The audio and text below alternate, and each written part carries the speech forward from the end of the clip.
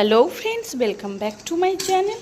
চেখে দেখো, আশা করি তোমরা সবাই ভগবানের আশীর্বাদে ভীষণ ভীষণ ভালো আছো। আমিও খুব খুব ভালো আছি তোমাদের ভালোবাসায় আর তোমাদের আশীর্বাদে। আমি শতাব্দী চলে এসেছি আজকের আবারও ইউনিক স্টাইল আচারের একটা রেসিপি তোমাদের সঙ্গে শেয়ার করার জন্য।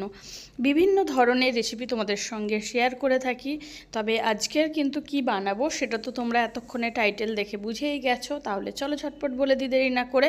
আর হ্যাঁ, এই আচারটা কিভাবে বানালে বছরের পর বছর নষ্ট না হয়ে থাকবে সেটাও আজকে তোমাদের সঙ্গে শেয়ার করে নেব।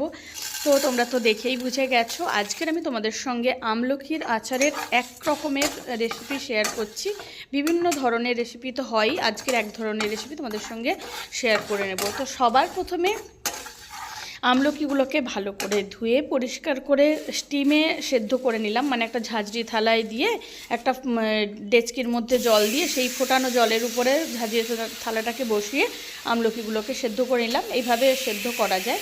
তো আমি একটুখানি কম সেদ্ধ করেছি, যতটা সময় লাগে। আর হ্যাঁ, এখানে কিন্তু অনেকে বলে 10 মিনিট সময় হয়ে যায়, কিন্তু না, এটা প্রায় 15 মিনিটের উপর সময় লেগে গেছে। তো যাই হোক, তারপরে একটুখানি ঠান্ডা করার পরে আমলকিগুলোকে জাস্ট দুভাগ করে মানে ভেঙে নিয়ে দানাগুলোকে বার করে নিয়েছি, সেটা তো তোমরা দেখলেই। আর এখানে কয়েকটা মশলা নিয়েছি, যেমন 5 ফোড়ন আর তেজপাতাটা নিয়েছিলাম ফোড়নের জন্য, আর শুকনো লঙ্কা। এগুলোকে একটুখানি শুকনো খোলায় ভেজে একটু ঠান্ডা করে একটা পাউডার বানিয়ে নিয়েছি। তারপর কড়াইতে তো দিয়ে দিয়েছিলাম গুড়, আর আমি এখানে আখের গুড় ব্যবহার করেছি, যার ফলে এর একটা অনবদ্য স্মেল টেস্ট দুটোই আসে। আর প্রথমে গুড়টাকে একটু মেল্ট করে নিলাম, দিয়ে দিলাম তেজপাতা। তোমরা চাইলে তেজপাতাটা না দিতে পারো, কিন্তু দিলে খারাপ লাগে না, একটা সুন্দর স্মেল আসে। তারপরে গুড়টা যেই মেল্ট হয়ে গেল, বেশ কিছুক্ষণ একটুখানি মেল্ট হয়ে যাওয়ার পরেও একটুখানি ফুটিয়ে নিলাম, যাতে করে গুড়ের মধ্যেও যদি কোনো জলভাব থাকে বা জল জাতীয় কিছু থাকে সেটাও যাতে শুকিয়ে যায়। আর একটা কথা, আমি এটা এইভাবে বানিয়েছি, তোমরা চাইলে অনায়াসে আমলকিগুলোকে কাঁচা অবস্থায় কেটে মানে কিছুক্ষণ একটুখানি হলুদ মাখিয়ে রোদ খাইয়ে সেভাবেও তোমরা করতে পারো। দুভাবেই করা যায়।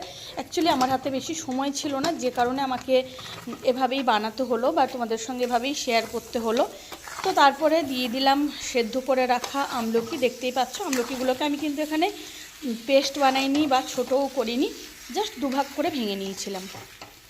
তো তারপরে আমলকিটা দেওয়ার পরে দিয়ে দিয়েছিলাম খুব সামান্য পরিমাণ হলুদের গুঁড়ো, জাস্ট একটুখানি কালারের জন্য, আর কিছুই না। আর দিয়েছিলাম স্বাদ মতো লবণ।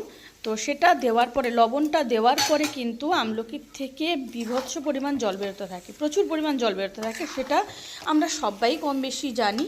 তো সেটা নিয়ে তো নতুন করে কিছু বলার নেই। তো তারপরে যেই আমলকির থেকে বেশ কিছুটা জল, আর এটা না যখন ফুটতে শুরু করবে, আমি একটা বড় কড়াইতে নিয়েছিলাম, কারণ আমলকির পরিমাণটা অনেকটা ছিল, 2 কেজি 700 আমলকি নিয়েছিলাম। তো সেক্ষেত্রে অনেকটা জল বেরিয়েছিল, মানে একদম কড়া ভরে যাওয়ার মতো করে জলটা বেরোয়, সেটা খেয়াল রেখে কিন্তু বেশ বড় জায়গাতে আমলকিগুলোকে আচার বানাতে হয়। তো তারপরে আমলকিগুলো যেই ফুটতে শুরু করলো, বেশ কিছুক্ষণ ফুটিয়ে নেওয়ার পরে এই যে একটা দিয়ে দিচ্ছি। এটার একটা গল্প আছে, যেটা তোমাদের সঙ্গে আমি শেয়ার করে নিচ্ছি। এটা হচ্ছে, গত বছরে আমি যেই আমলকির আচারটা বানিয়েছিলাম, তাতে একটুখানি গ্রেভিটা অনেকটা বেঁচে ছিল। তো সেটা দেখলাম একদমই ফাইন রয়েছে, কারণ আমি যেভাবে বানাই তাতে করে বছরের পর বছর আরামসে থাকে, কোনো টেনশনের কোনো কারণ নেই। তারপর দেখতেই পাচ্ছ এইভাবে টকবক করার একদম, মানে যেটা আমি প্রথমবার ভুল করেছিলাম, যে ঢাকা চাপা দিয়ে দিয়ে আচারটা বানাচ্ছিলাম, কিন্তু সেই ভুলটা আর এবারে করিনি বন্ধুরা, কারণ এটা একদম প্রথম থেকেই আমি ফুল ফ্লেমে রেখে আচারটাকে করেছি। তবে অনেকটা সময় নিয়ে ধৈর্য ধরে কিন্তু আচারটা করে নিতে হয়। আর এভাবে মানে যতক্ষণ পর্যন্ত আমলকিটা একদম, দেখবে আমলকির গায়ের যে মানে স্কিনটা, ওটা যতক্ষণ সেই মানে কি বলবো ভাজা ভাজা মতো হয়ে যাচ্ছে সেদ্ধ হয়ে, ততক্ষণ পর্যন্ত যদি ফুটিয়ে নেওয়া যায় তাহলে আরামসে মানে বছরের পর বছর থেকে যায়, এতে কিন্তু নষ্ট হওয়ার চান্স কোনোভাবেই থাকে না। হ্যাঁ, আলাদা ব্যাপার যদি তোমরা জল হাতে ধরো, সেই ব্যাপারে আমি কিন্তু দায়ী নই, কিন্তু আমি যেভাবে বললাম এভাবে যদি তোমরা বানাও তাহলে কিন্তু আরামসে থাকবে। তো তারপরে যেই বেশ কিছুক্ষণ আমলকিটার থেকে জল ছেড়ে বেশ অনেকটা গামাখা হয়ে এসছে, তখন আমি ভেজে ড্রাই রোস্টেড গুঁড়ো মশলাটাকে মিক্সড করে নিলাম।